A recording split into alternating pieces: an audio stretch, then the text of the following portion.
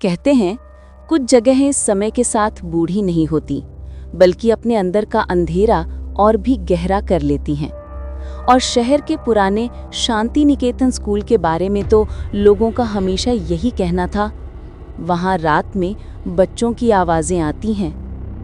रवि ने कभी इन बातों पर यकीन नहीं किया था। वो एक यूट्यूबर था और उसे ऐसी अफवाहों की सच्चाई पता लगाने का शौक था। उस रात वो अकेला स्कूल के भीतर दाखिल हुआ, टॉर्च, कैमरा और अपनी जिज्ञासा के साथ। जंग लगे गेट को धकेलते ही एक चीख जैसी आवाज़ हुई। हवा में एक अजीब सा सन्नाटा था। ऐसा लग रहा था जैसे स्कूल अपनी सांसें रोक कर खड़ा हो। रवि ने कैमरा ऑन किया। अगर आप लोग सुन पा रहे हैं, यहाँ की हवा बहुत भारी लग रही है, वो कैमरे से बोला। कॉरिडोर में उसकी टॉर्च की रोशनी धूल और जाले के बीच कांपती हुई आगे बढ़ रही थी। पुरानी फोटो फ्रेम दीवारों पर टेढ़ी लटकी थी, उनमें बच्चों की मुस्कुराती तस्वीरें, लेकिन उन मुस्कानों में जैसे कोई छुपा हुआ डर था। अचानक टकर टकर टकर किसी बॉल की उछलने जैसी आवाज़ खामोशी को चीरती हुई आई। रवि रुका।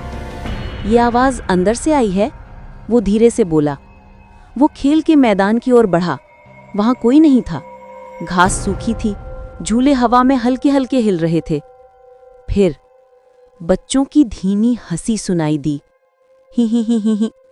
रवि का दिल तेजी से धड़कने लगा। कौन है वहां? उसने चिल्लाया।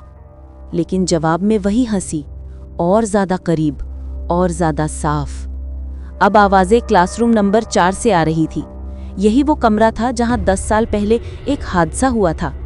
कहा जाता है कि विज्ञान प्रयोग के दौरान आग लगी थी और कई बच्चे अंदर ही जलकर।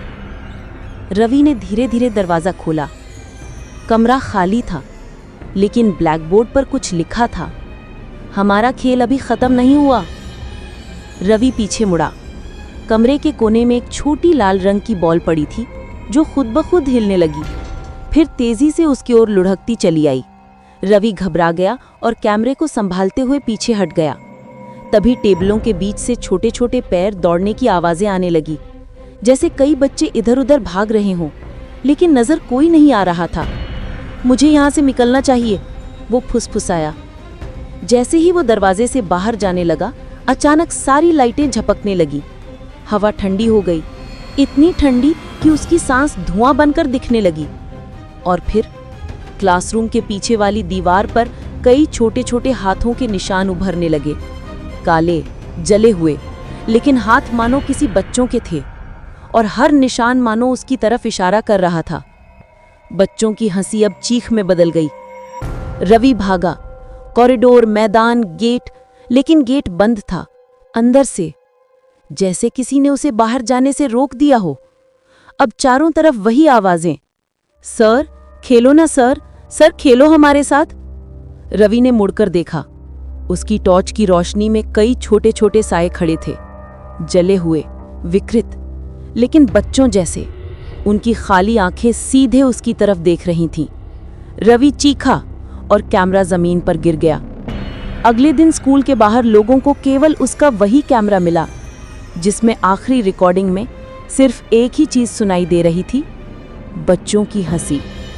अगर आपको हमारा वीडियो पसंद आया हो तो कृपया लाइक करें, सब्सक्राइब करें और कमेंट करके बताएं कि आपको वीडियो कैसा लगा। हमारे अगले वीडियो के लिए नोटिफिकेशंस पाने के लिए बेल आइकन दबाना न भूलें।